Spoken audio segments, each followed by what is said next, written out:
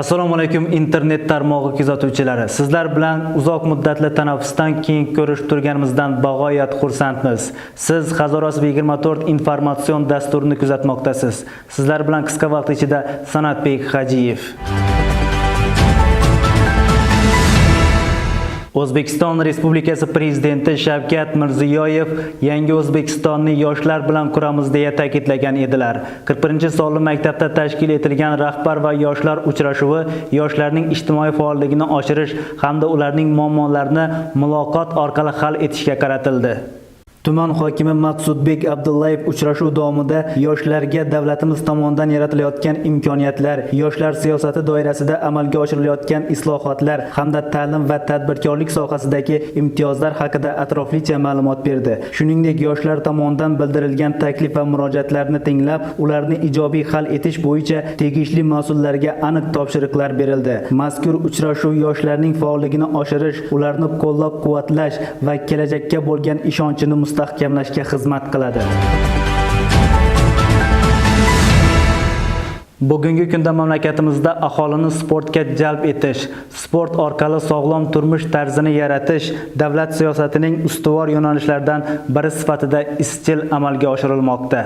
Prezidentimiz Shavkat Mirziyoyev ta'kidlaganidek, sport bu nafaqat jismoniy chiniqish, balki inson irodasini mustahkamlovchi, jamiyatda sog'lom muhitni shakllantiruvchi muhim omildir. Mazkur ezgu maqsadlar ijrosi doirasida tuman hokimi har kuni sport bilan muntazam shug'ullanib kelayotgan sportsevar nuroniylar bilan uchrashib, ular bilan samimiy suhbatlar olib bormoqda. Suhbat davomida nuroniylar hayotiy tajribasi, sportga bo'lgan qiziqishi va yosh avlodga ibrat bo'layotgan faoliyati alohida e'tirof etildi.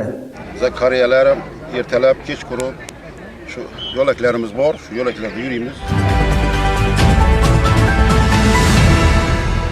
Hazoras tumanidagi 13-sonli bolalar musiqa va san'at maktabida jinoyatlar muhokamasiga bag'ishlangan yig'ilish bo'lib o'tdi.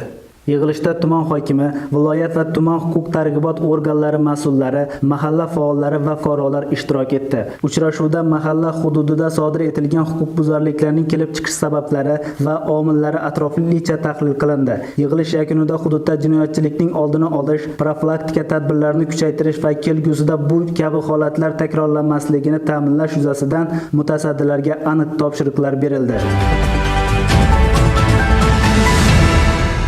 Prezidentimiz ta'kidlaganidek, sport bu nafaqat jismoniy tarbiya, balki yuksak ma'naviyat va vatanparvarlik maktabidir. Ayni shu maqsadda tumanimizda tashkil qilingan ko'p tarmoqli sport majmuasida yoshlar uchun keng imkoniyatlar yaratilgan. Ya'ni jamoaviy o'yinlar uchun xalqaro standartlarga mos bo'lgan voleybol va basketbol maydonlari, zamonaviy qoplamali va qulay tennis korti, yil davomida suzish bilan shug'ullanish uchun barcha sharoitlarga ega suv havzasi hamda aholining kundalik sog'lom turmush tarzini ta'minlashga xizmat qiluvchi yugurish va chiniqish maydonlari shular jumlasidandir. Bu haqda sportsevar yoshlar shunday deydi. Futbolga qiziqishim 9-10 yoshdan boshlangan. Keyin boshlaganman futbolga. Chempion bo'ldik, O'zbekiston chempioni. Men Jaloliddin Masharipovga havas qilaman. 11 yoshimdan boshlaganman futbolga borishni. Bir marta birinchi o'rin O'zbekiston bo'yicha, bir marta ikkinchi o'rin yutuqlarni qo'lga kiritganmiz. Bugun mahallamizdagi yoshlarning hammasi sport bilan shug'ullanyapti. Bo'sh vaqt yo'q. Bizning tumanimizdagi sportga bo'layotgan e'tibor juda katta. Prezidentimiz mana shunday tashabbus qo'yib bizga shunaqa sharoitlarni qilib berganlar, hammasiga rahmat aytamiz. Biz oldinlari bunaqa sharoitlarni orzu qilganmiz.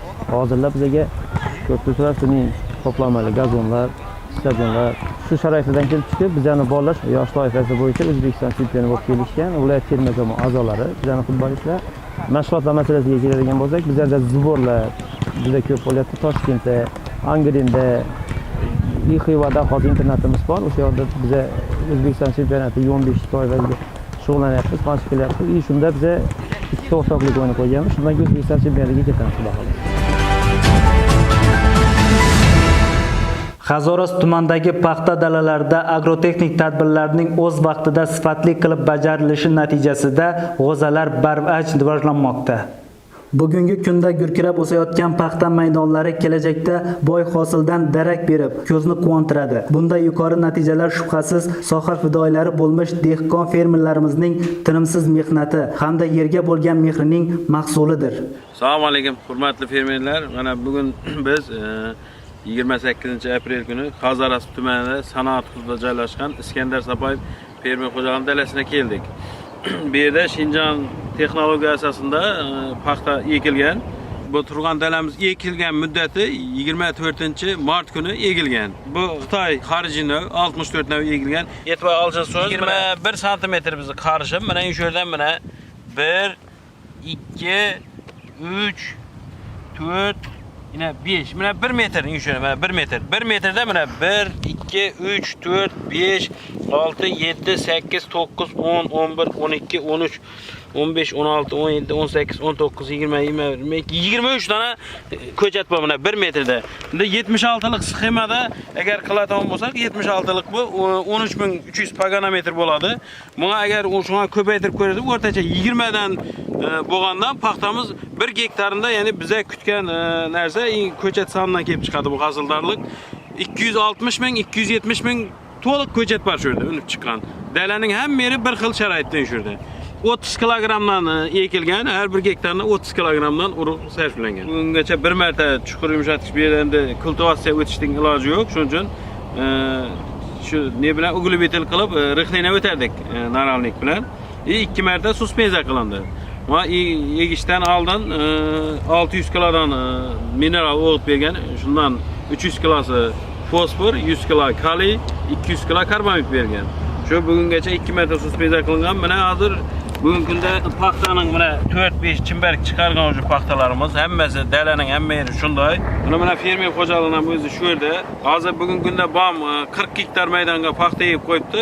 Mana ko'rinib turganday o'zina belgilangan ob-havoni 2 barobar ko'p olgandan keyin mana bugungi kunda paxtalarimiz shu darajaga kelgan. Endigi yilgi rejalaring Shinjon usulida ekilgan paxtaning nesine qaraysan? Aytgan o'zing ham yine Shinjon usulunda ekip proba tutturmiz.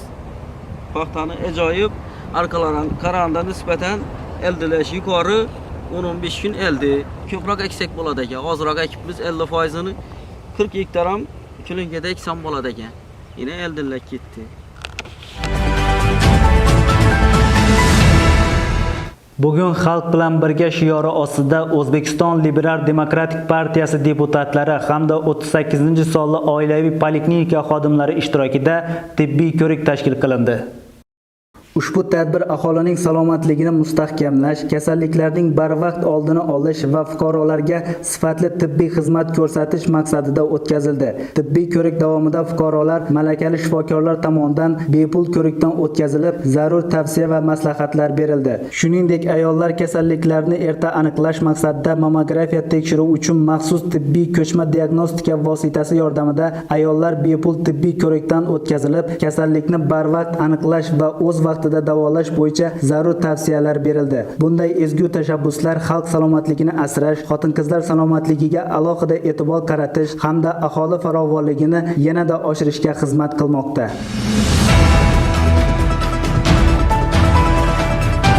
Sizga yetkazmoqchi bo'lgan xabar va lavhalarimiz shulardan iborat edi. Bizni kuzatishda davom eting. Xayr, salomat bo'ling.